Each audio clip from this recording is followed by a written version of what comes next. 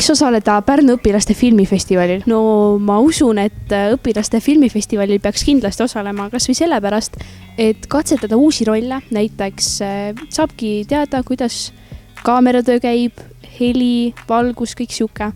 Ja suureks boonuseks on kindlasti ka see suur ekraan, mille peal saab igaüks oma loomingut näidata.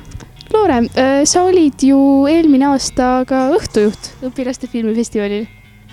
Ja tõesti, ma olin ka eelmise aasta gala üks õhtujuhtidest. Ma ütlen, et see oli väga imeline kogemus. Mulle kindlasti jääb see kauaks ajaks meelde. Oli väga vägev publik, filmid olid imelised, kõik siuke vägev. Mida sa soovitad uutele tulijatele? Ma kindlasti soovitan teistele, kes hakkavad filmi tegema, et olge julged, teie idee on lihtsalt imeline, ärge andke alla ja kõik läheb hästi. Aitäh! Aitäh!